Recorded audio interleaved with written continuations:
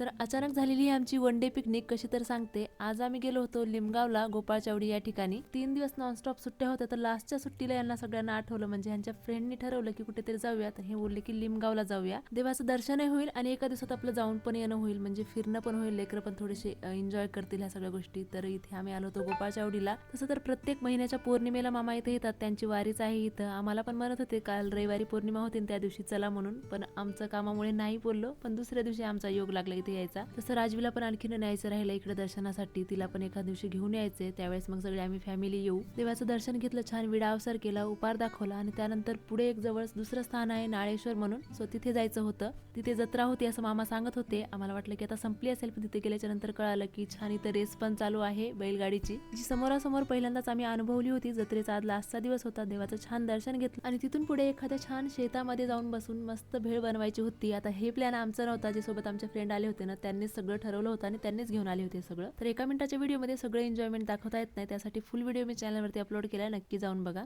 Bye.